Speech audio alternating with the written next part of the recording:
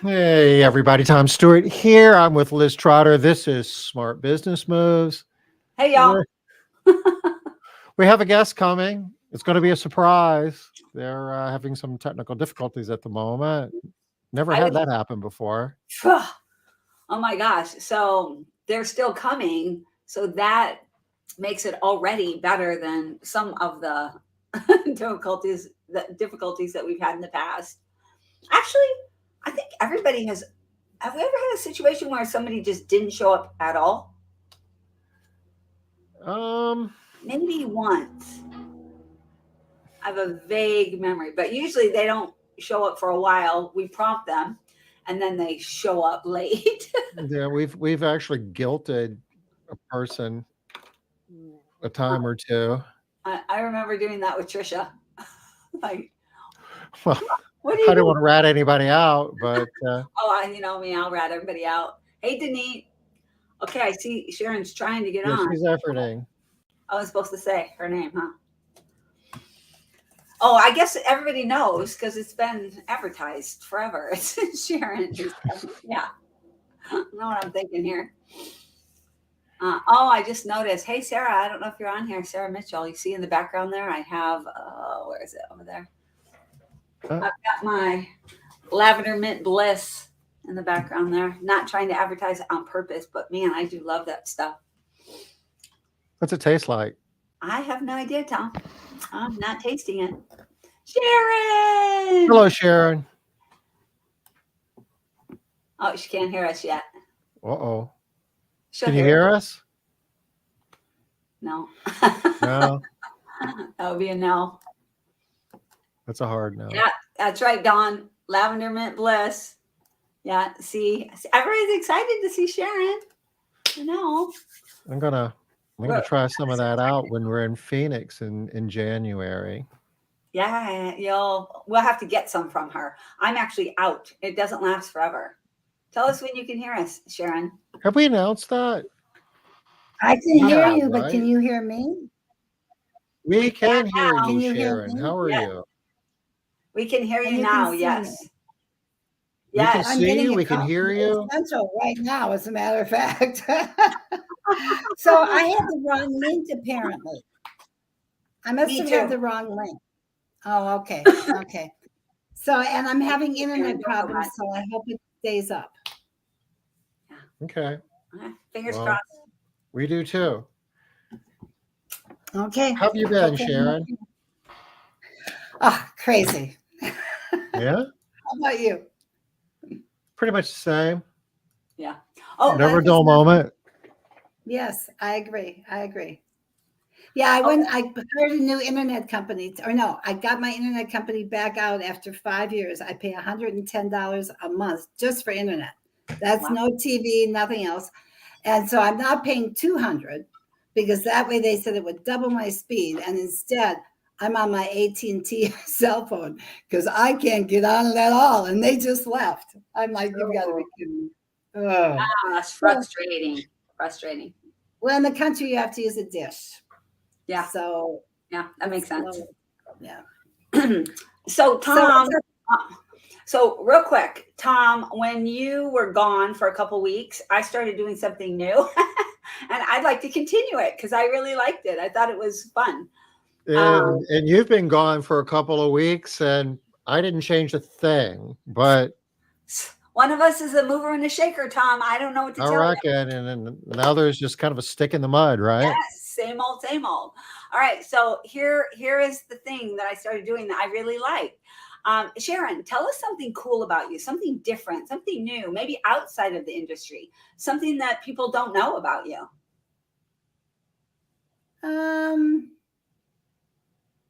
I'm actually very much of an introvert, and I like the country.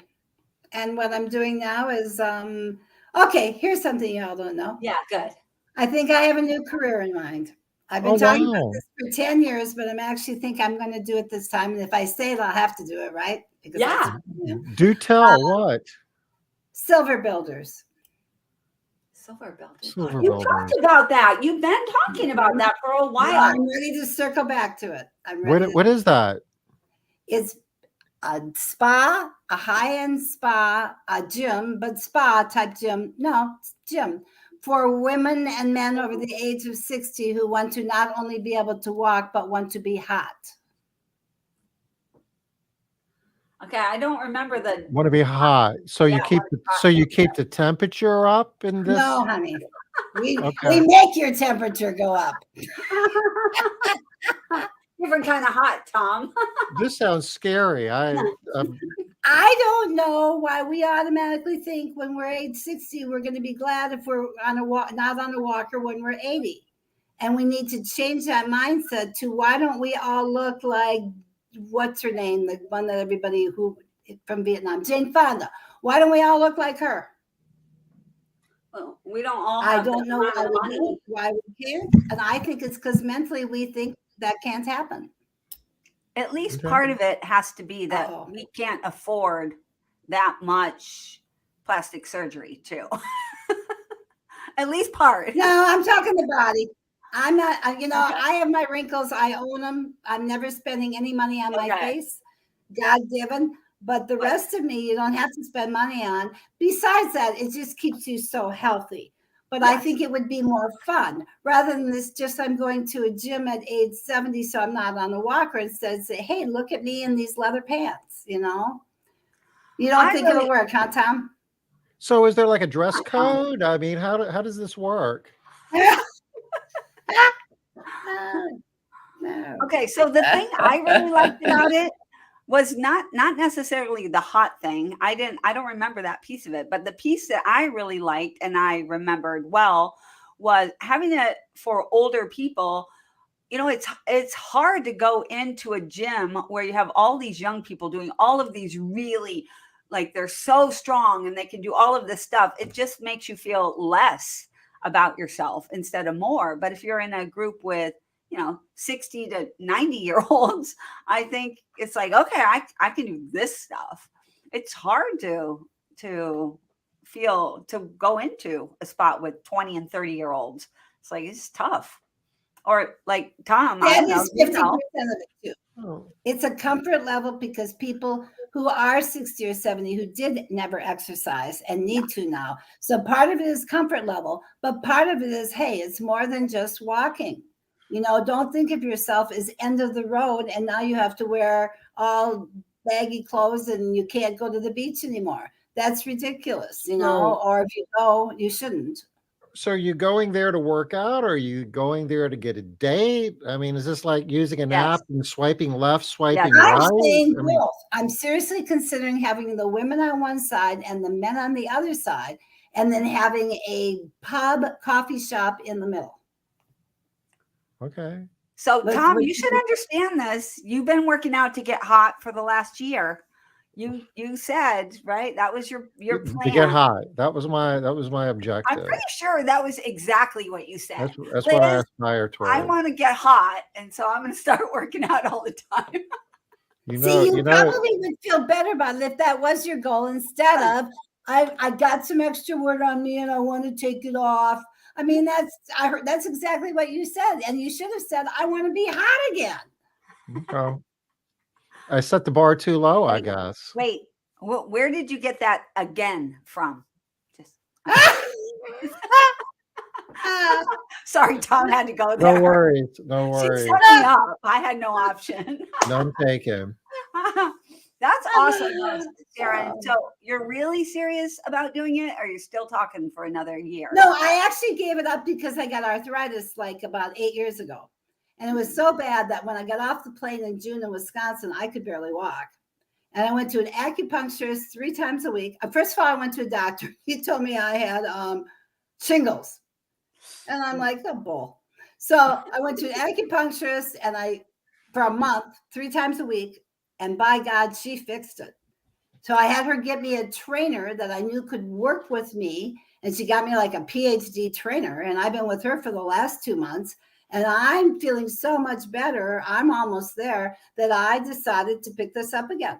So I asked my trainer yesterday in an email whether or not she thought I could look like, I don't know if you've ever seen the 80-year-old 80-year-old lady that started working out at 70. Oh my God, she's so hot. This black lady is unbelievably hot. Oh my God.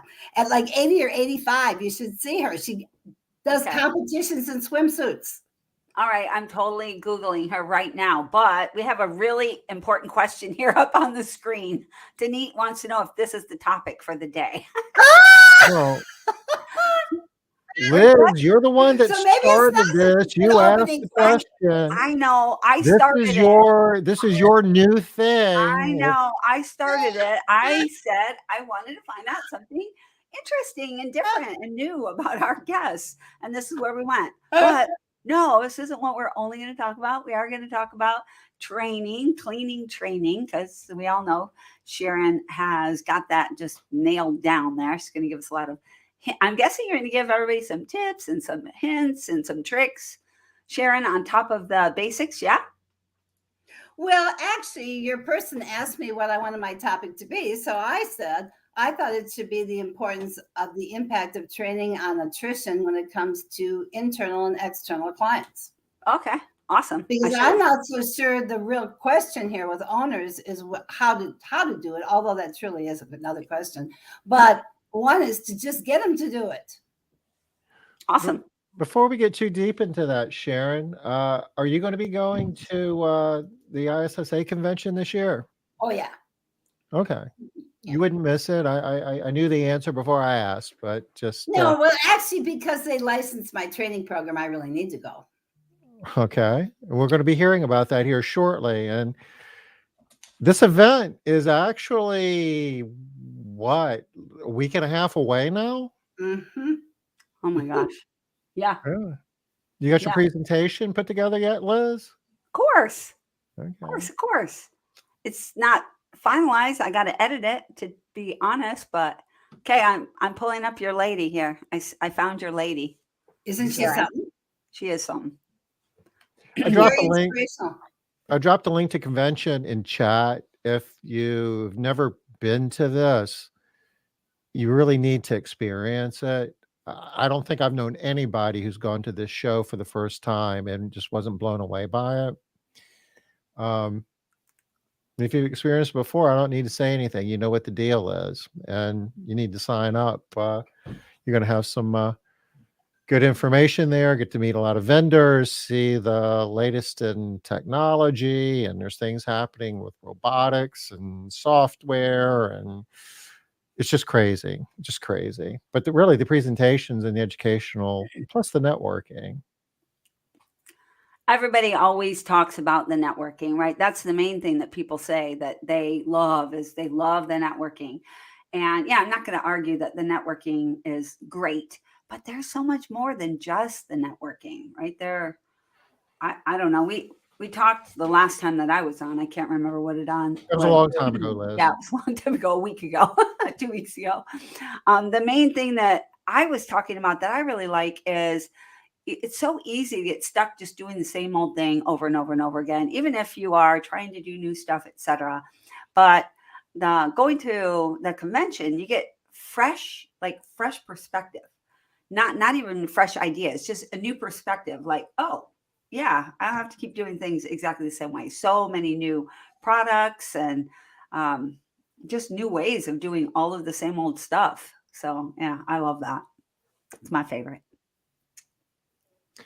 And Sharon, you're going to be at convention. You're going to be, I guess, talking to people about your training program that is being licensed by and provided by.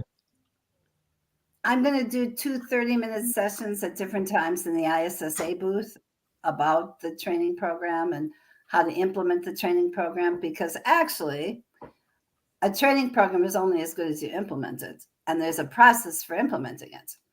There's a process. As a matter of fact, I'm realizing now I did a video because people were like, okay, now I have it. What do I do with it?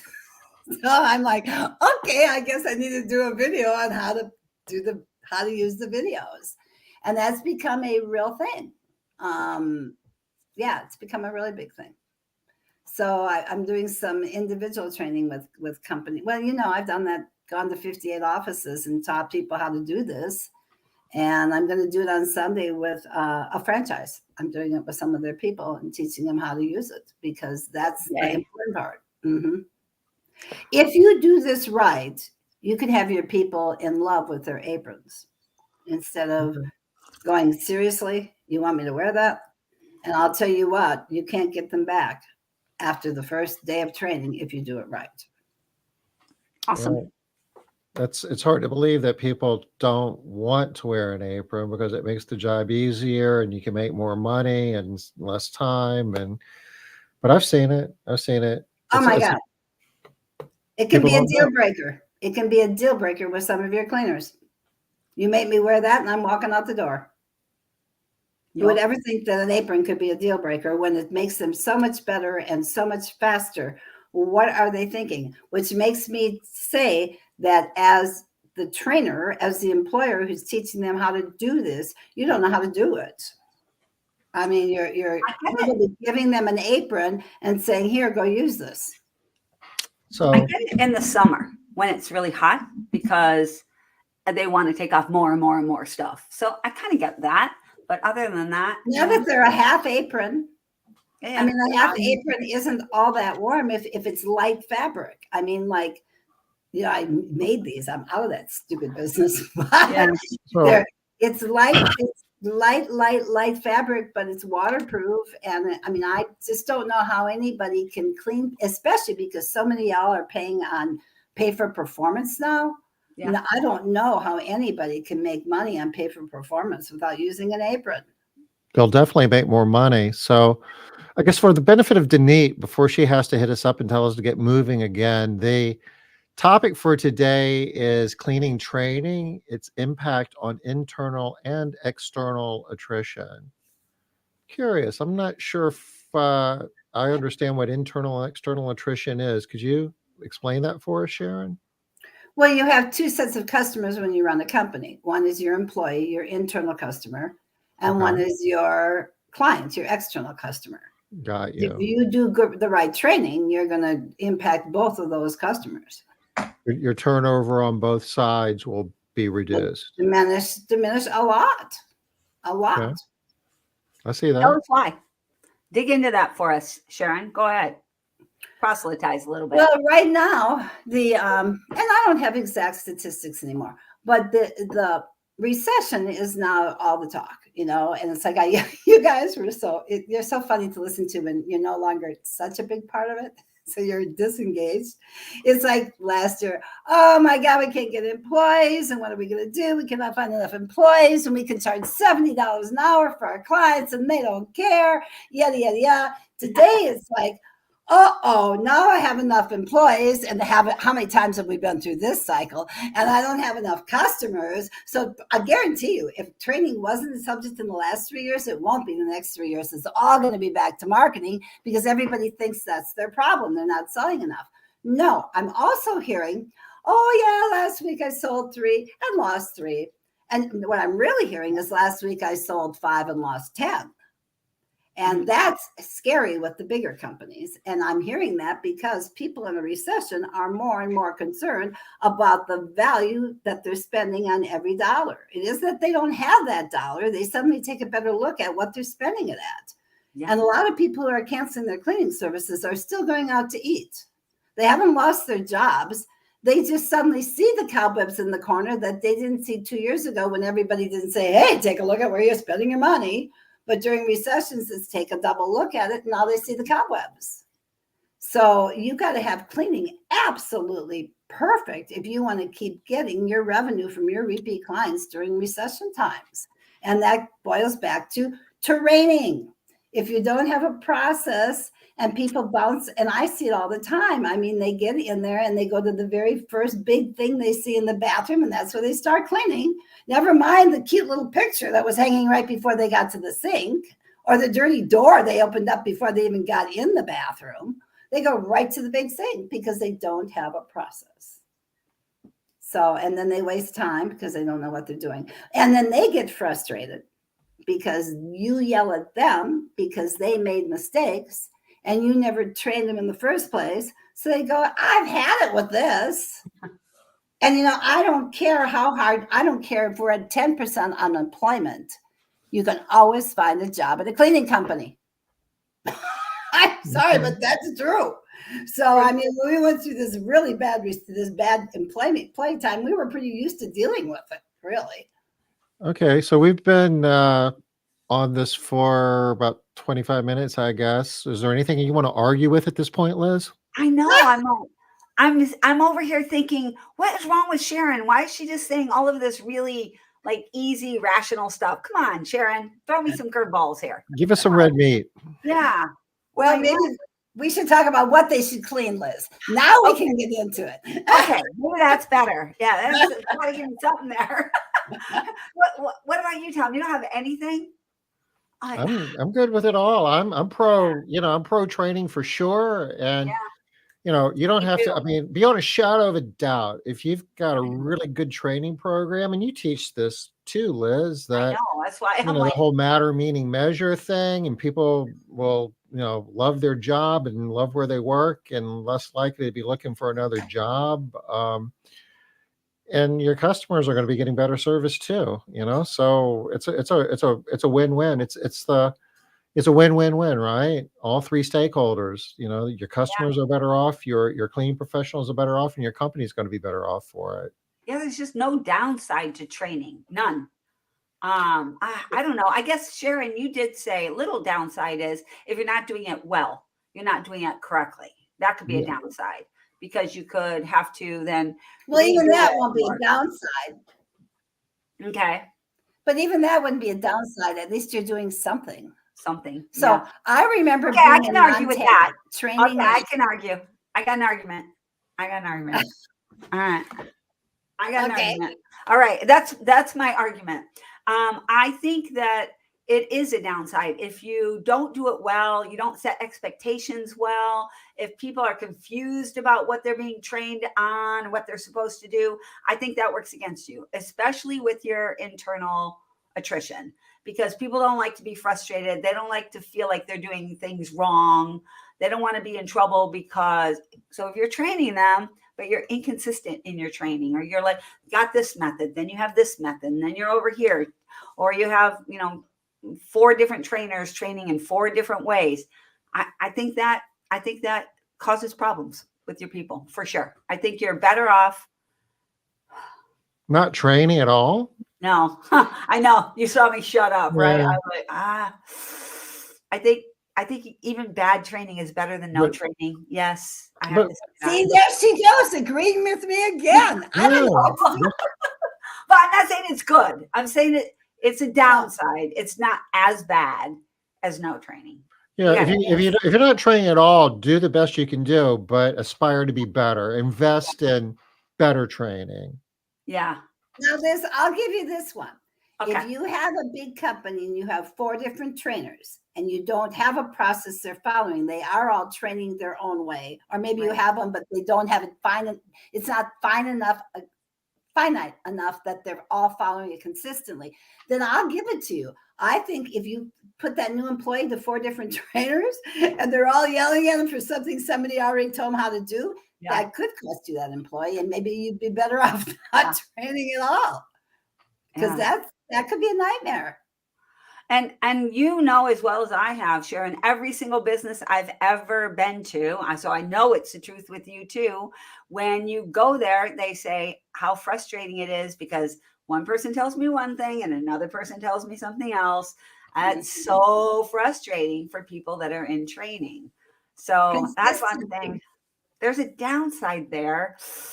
I do have to think that something's better. Or they tell me, I know that's what they tell you in orientation, but we really don't do it that way. Oh, that's a good one. That's a good one. And you know what? Then you should dig in as owners as to why don't they do it that way. I mean, one thing I'm going to say that I don't think cleaning services have done very well, and I didn't either, it's a time element, is figure out what the best way to clean a house is. I mean, if you know what the best way is, why wouldn't everybody be doing it the same way? I mean, if somebody teaches you how to swing a golf ball and it works, you're going to keep swinging that golf ball that way. So if somebody teaches you how to clean a house and you never get yelled at because you don't miss anything and you got the best performance you can have, so you're getting bonuses, you're going to keep doing it that way. But I think the problem is y'all haven't figured out the best way to clean a house. So then somebody else comes in and tweaks it and does one thing different, and they're a little bit faster. So they're all like, hey, I want to do it the way Gladys does it. And there goes your system. So you got to make sure you really do have the best and fastest system. And I think I have it. Yeah. Okay, so I think that like swinging a golf club, here's a little argument there. Oh, look how cute Sharon froze with her big smile on. I never freeze cute, ever, ever, ever. I think that the reason why it's a lot different is you can't clean all sinks the same way, right? You have to clean stainless steel differently than you clean porcelain. You have to clean a black sink different than you clean a white sink. You know, there's like with a that's product.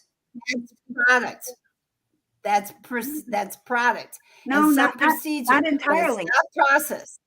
Okay, that's a good argument. Not entirely. Surface matters, though. You know, how do you clean a countertop? Well, is it linoleum or is it granite? Marble or granite. Yeah, you got to clean different product, and how you clean is different as well. So, like in a sink, you can't train people to use a pumice stone on every sink. No, that's a tool. That's product. Liz, that's product. That's a tool. A pumice stone is product. The pumice stone is product. Is a vacuum cleaner a product? But a pumice stone is product. Is a vacuum cleaner a product or a tool? A tool. A tool. Okay. So a product. I call it a product. I think tools and products are the same thing. Make up your mind, chick. I don't care which one you want to call it. Just make up your mind. Now we're going. Okay. I'm not even sure what is the difference between the tool and the product. They're all tools. Maybe we should call them all tools because a pumice stick is a tool. Dawn soap is a tool. Maybe they should all be tools. Okay. Well, I think the tools are the things that have a long lifespan. A product is like a consumable, something's in a spray bottle. And arguably a pumice stone is a consumable because every time you use it, it gets a little bit smaller and you have to. So are you saying to me it's like sales taxes? If you take it with you, you don't pay sales taxes. But if you leave it there, you pay sales taxes? Oh. Do you guys have to pay sales taxes? That's the rule for sales. That's the rule in Texas for sales taxes. Oh. If you leave it there, like Dawn soap or Pledge, you have to pay sales taxes. But if you take it with you, like a cleaning cloth or a pumice stick, then you don't have to pay sales taxes. Oh, okay. So you don't want to forget to leave your vacuum cleaner there because then you have to charge them tax on it. Yeah, that's absolutely right. So you want to take it from home to home. Exactly. Wow, interesting. So just a little rabbit trail there. But so I don't know. I mean, but it doesn't matter if you call it a tool or a product. I'm still going to say, if it's a tool or a product, it's what you use on that particular area. And I don't call that training. I call that a decision that you tell them what to do. And it's here. I mean, you got to train them what to use. I get that. You train them what to do, what to use. But it goes back to my difference between the process and the procedure. Okay.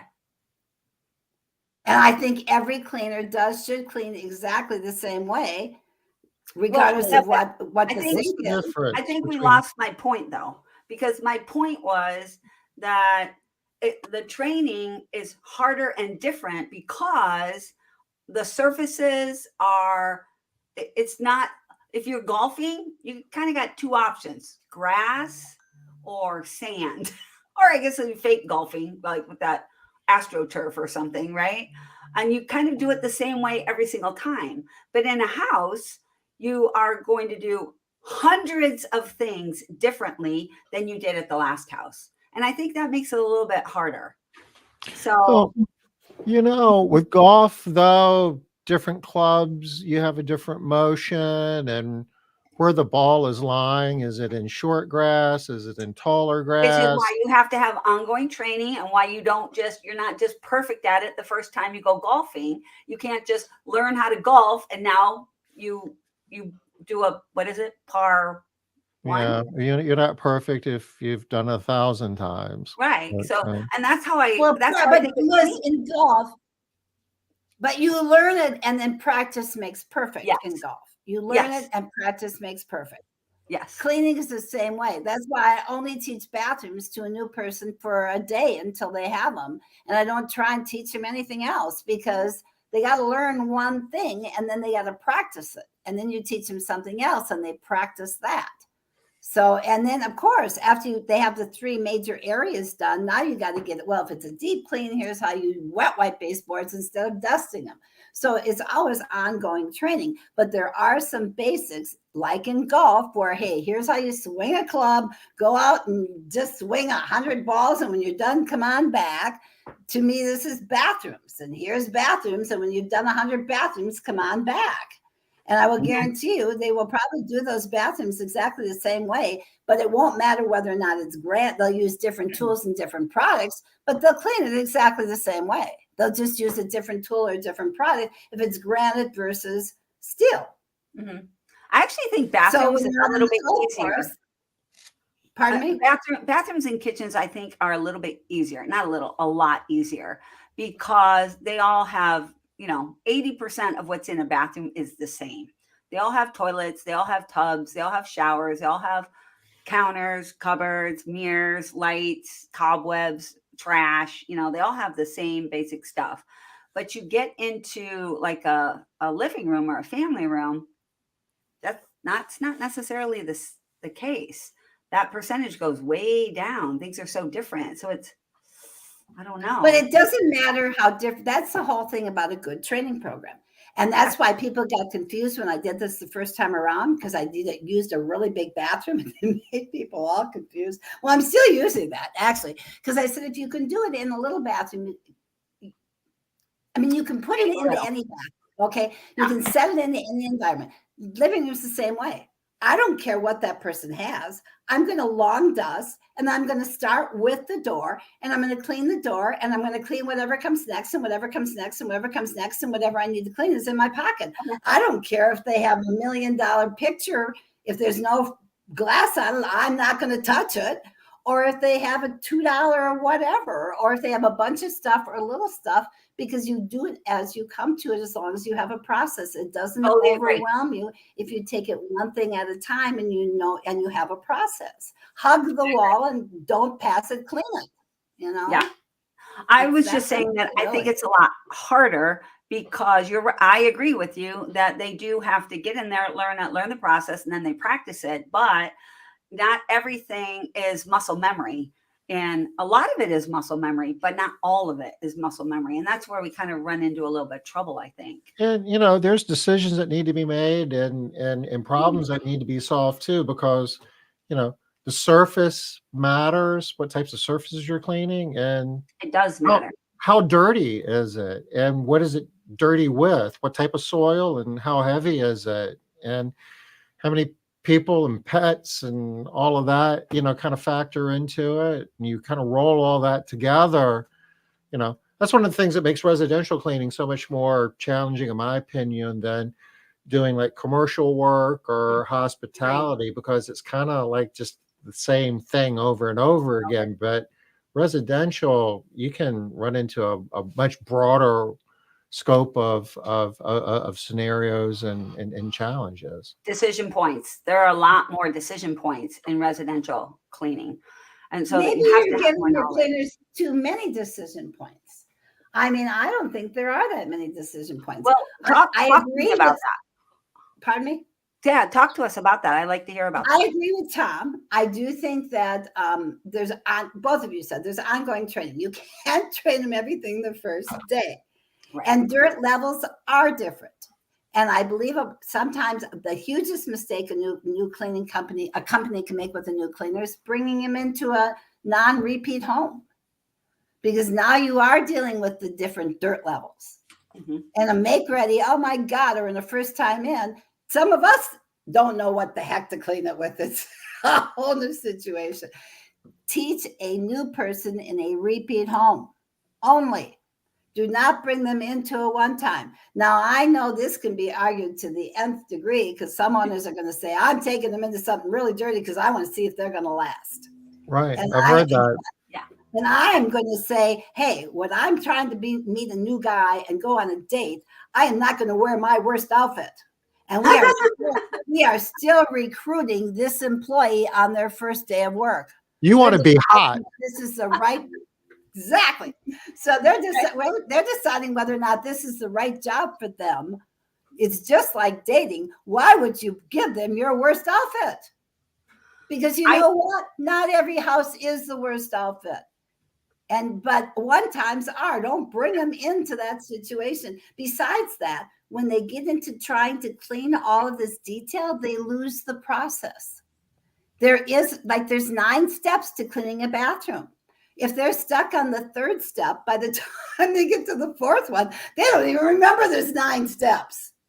So I say teach them the process first and then get them into, that's what ongoing training is all about. Okay, you got this down. If you're using solos, okay, you got the bathroom. And I would never teach a solo as a solo. I would always team them up with another solo so they can spend 1 full day on the bathroom, and they can spend 1 full day on the kitchen, and they can spend 1 full day on dusting, because you're not spending any more money. You're going to have them. They're going to split that day. If they're commissions or whatever, if they're hourly, I mean, the solo gets a partner. They might like it for a couple of days, but you got to give this person time to practice. But doesn't that go against what you said about how do you teach them the process if you have 2 people in there because they're not learning the process? Oh, no. You have one person do, like if it's their first day and you're having them do bathrooms, that solo, you just go in, you call them and say, hey, I'm bringing a trainee. And they clean the rest of the house, and you teach that trainee the master bathroom. Oh, now I understand. Okay. You need a trainer, and the trainer can't be that solo because they can't clean and wash at the same time. And that's where most people go wrong, is owners go, oh, we got a trainee today. We got 3 people instead of 2. I'm going to give you 14 jobs. And instead, you should give them 1 because it takes so much longer to train. And if you do it right the first time, you're done. But I've been to offices where they gave us an extra job. And I'm like, are you kidding me? You paid all this money to bring me in, and now you want us to rush through these homes? Are you crazy? But you got a 3rd person. We've got homes to clean today. We need the revenue. Exactly. I mean, it's like that's penny wise and pound foolish. That's just stupid.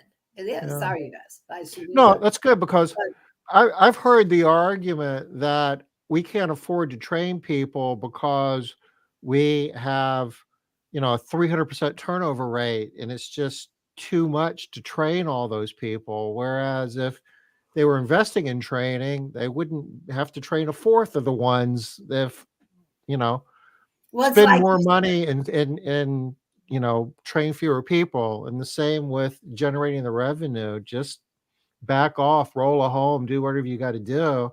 And before you know it, you'll have the extra capacity to clean all the homes you want. It's going to cost you money to train. And if it doesn't cost you money to train, that's not a good thing, because the more money you spend, the more money it costs you to train, the more apt you are to train. It costs you. The less it costs you, the more it costs you. It's like when I went gambling the first time, my dad said, I hope you lose, because that means I won't want to go again. And this is the same thing. I mean, if it costs you a lot of money to train, that's good, because then you'll make sure you don't lose this person and you'll train right the next time. It's not cheap, but not doing it is so much more expensive, which is taking me back to all these repeat clients that people are losing. I mean, oh my God, it cost you all that money to get them, and you're losing them just because they missed something. They missed something because you didn't train them right. Sharon, you mentioned earlier the difference. I have to say something, Tom. Okay, before we move on. Don't forget what you're going to say. You won't forget, right? No. Okay. So there are a bunch of Circle members on here. And so I know that they're all going to be like, Liz, I can't believe you're letting her say that and you're not speaking up. So I do have to say that there is a new type of training. So the type of training that you teach, that we have all used forever, is the 1, 2, 3 training method, where you go in and you have them watch you. The first step is they watch you. And then the second step is you watch them. And then the third step is they do it, and then you check their work, right? It's typical 1, 2, 3. And there's a new training method out there that's just getting a little traction called the 3-to-1, which is exactly the opposite, where you are spending a lot less money on training, a lot less money. So it's still going to cost you, but it's not going to cost you as much. So I just have to get that in there because I know everybody's going to be But like, I don't know what you're talking about. I mean, I don't clean and have people watch me clean. That's Oh, you never don't? happened in my life. okay. Oh my awesome. God, no. I Okay. tell everybody since the day I've had this program, Liz, my people back in my day, no, we never clean. We have them watch the videos and we get to the home and we watch them. We would So the never first- clean. Why would But you it's do still the that? same. It's still the same. The first step is they watch someone clean, even if it's not you. The first step is So what are they you watch doing? someone clean. Watching them clean? I didn't say me. I didn't say that this is what I'm doing. No, I'm saying how does your process work? Before you say, wait a second, there's another system, I have to hear about this system. So Sure. are you telling me that if they've never cleaned before in their life, they go in and start cleaning? So I'll tell you how it works. I'll try and give you the short version. Okay. So what they do is they get a list before they ever come and work for you. They get a list of, and this is not what we're supposed to be talking about today, but I'll try and do it fast.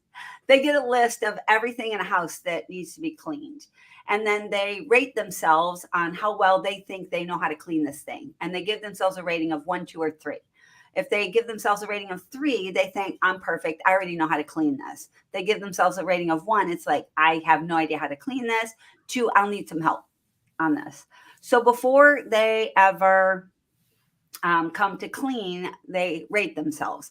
Then when you bring them in for training on the very first day, you test them on everything that they said that they had a 3 on. They said that I already know how to clean this thing and I don't need help with this. And so they get tested on these things that they give themselves a 3. If they really do know how to clean these things, what clean looks like, what it's supposed to be, awesome. Then they don't give them the 1, 2, 3 training. Instead, they after the test, they just teach them the process so that they follow the process, whatever your process is. So like in your case, they would follow your process, but you would have to give a lot less instruction because they already know how to clean. They already know what clean looks like. They already know how to get things clean without doing it the faster, easier, better way. They've got the aprons, do it this way, that way, that speed it up, the more professional way. So I think that's going to take longer, Liz. And I'll tell you why.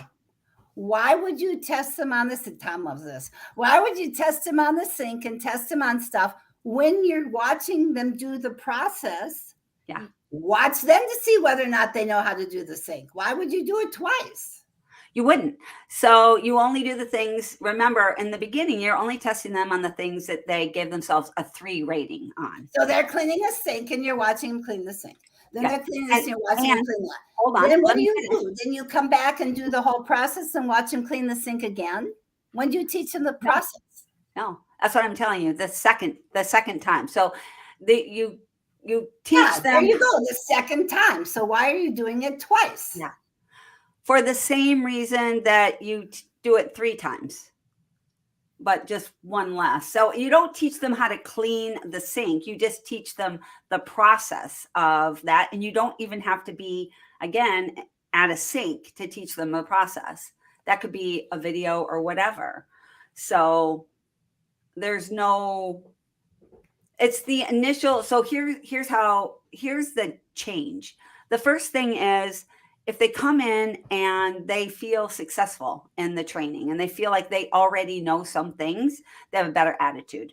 They have an attitude of, I'm already worthy. I already know how to clean some stuff. Now, sometimes that can work against you, right? If they don't know what they're doing and you have people that think they're amazing and you're like, no, you're not. You gave yourself a 3 and this is a 1. So there's more to it than I can explain in this couple of minutes when this isn't even our topic. But how you bring them in is you don't retrain them on every single thing because they already know how to clean those things. So you only have to talk about the process on things that they didn't get a high score on.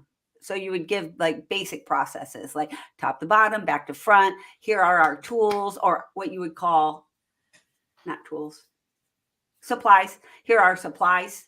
Product. And yeah, products. And we'll teach you how to use our stuff. And we can teach you all of that in one setting. But you're going to So have some people that'll give them a 3 across the board. When you let them demonstrate, they're not a 3. What do right, you those do? people don't work for you anymore. You just get rid of them. If they think they're Right. awesome, they better be, because if they aren't, they're Damn. gone. Right. And it's Okay, a fast way I'm to get rid taking- of people. I'm taking my session back. So I'm telling you right now, I think that's a waste of time. Now listen to how mine works. Okay. You hire this person. Yes. If you want to, you can send them home with the bathroom, dusting, kitchen video, whichever one you want to the night before. Okay. Okay. Yeah. The new system has them watch a process video. Yes. And what's more important to me is the process than the procedure, because you get more calls for things that were missed completely than for things that they cleaned poorly. Okay.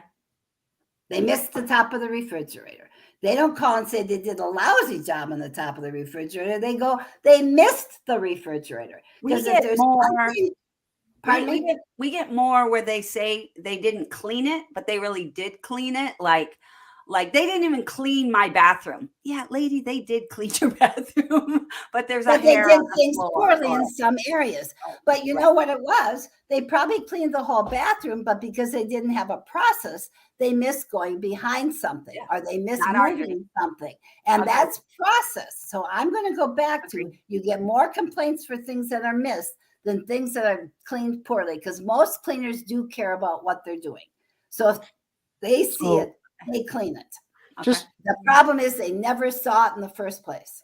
Explain, Sharon. I think this is important. You use the term process and you use the term procedure. And I know those mean 2 different things. Can you explain the difference between them? Yes. Process is what order you clean something in. So functionally, how do you do it? Okay. It's stepping up left to right, top to bottom. That's process type stuff. Well, not necessarily. The process is in the bathroom. You start by taking out the rugs and the trash. Okay. That's step 1. That's the first process. The second process is long dusting. The third process is vacuuming. The fourth process is pre-treating. The fifth process is scrubbing and rinsing. The sixth process is shining everything. Those are processes. Top to bottom is really, everybody thinks that's a process. It really isn't, because you got top and bottom, but nobody talks about everything in between. You know? Yeah. How do you make sure you don't miss everything in between? And nobody ever talks about that. Well, when you go from top to bottom, you're getting the stuff in between. How would you? Yeah, well, maybe not. Well, not top and bottom. Top to bottom, and everything in between. Go all the way to the bottom. So, I mean, you would agree. You would agree that you don't start your dusting at the floor and go up. No, but lots of people start their dusting at the first piece of furniture in the room and not with the door. That's true. And you start with the door. And that's step 6 in the bathroom. A lot of people start with the big thing. I do love what you said with the big thing. Pardon me? I love what you said about most of the time when people, if left to their own devices, they go to the big thing. They go to the shower, they go to the toilet, they go to the sink, they miss the picture frame entirely, they miss the door, they miss the door frame, they miss the baseboards, they miss behind the door, right? You're right. They get the big stuff. Because they don't have a process. Yeah, I get that. And the process gets confusing if you don't break it into steps. Because the only way you don't miss something when you're cleaning is to hug the wall.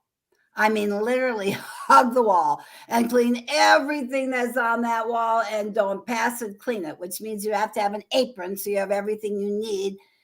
But it's hard to hug that wall when you're scrubbing. Right? Because you don't scrub a picture frame. You don't scrub a picture frame, you scrub a tub. So that's why I broke it into steps. So the scrubbing step is step 5, where you don't worry about what picture frames or anything. You just scrub and rinse everything. So when you get to step 6, now you hug the wall. It's like dusting. You put on your apron. You don't need all that crap in your apron when you're scrubbing.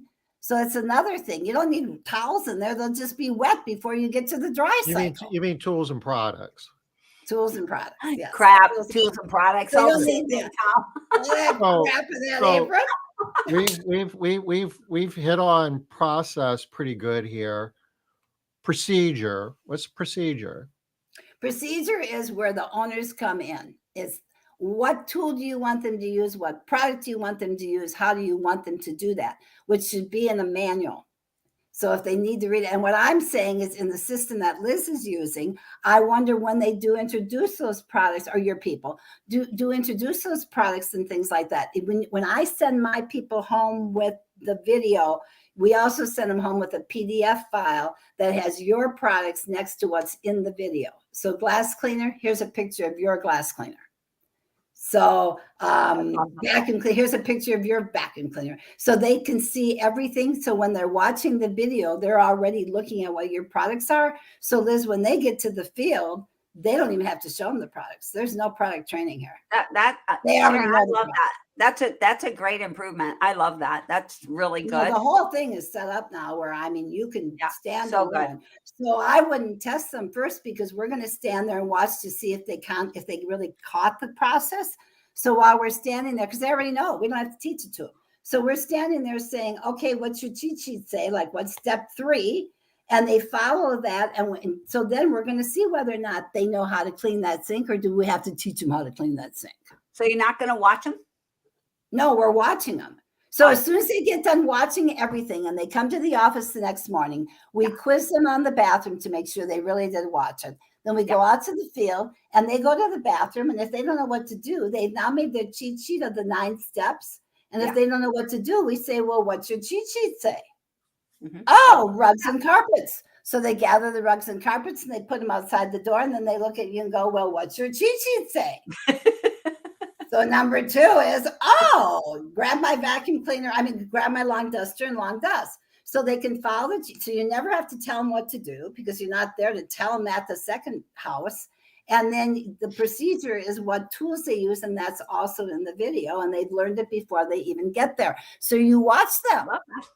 And you don't tell them anything. Like if they miss the light switch, you don't tell them, hey, you missed the light switch. You ask them, what did you miss? Yeah, So- that's always been my policy too. That's how I do it. We are quickly coming up against the top of the hour.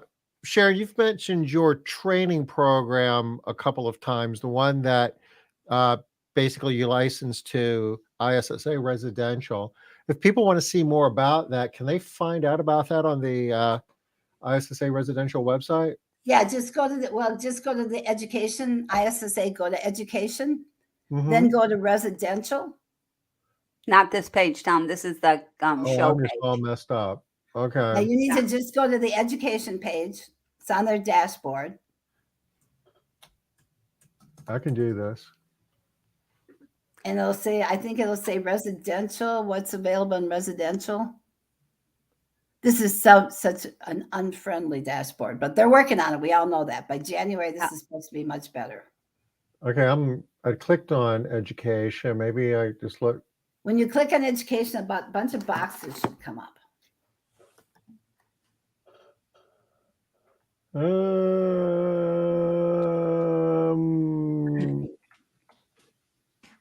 It's here somewhere. It's really Trying awesome. to pull it up too and see.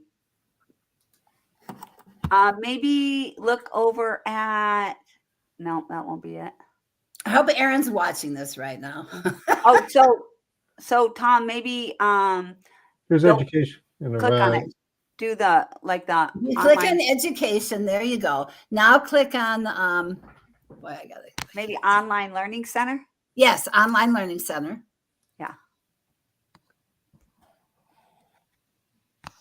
Then you should get boxes, maybe. Yeah. Oh, look, the Click house on cleaning house cleaning process and process and procedure training. This There you is go. it. There we go. Yeah. And the one next to it is in Spanish. Espanol. Yes. Nice. I Period. love that it's in Spanish too.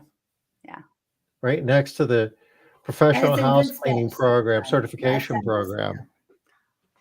That's a good program too. It's Different awesome. programs. Those work together though. These programs do work really, really well together, I think. Yes, they do. Yes, they do. Mhm. Yeah. All right. Sharon, is there anything else we need to know before we wrap our day up? Other than pack your bags and go to Las Vegas. Train. Train. Train. It's Go good. to Las Vegas and train. Train. If you want to make it through the recession, train your people. That's all I Yep. can say. So that's good advice. And it I sounds agree. like you're convinced that a recession is coming.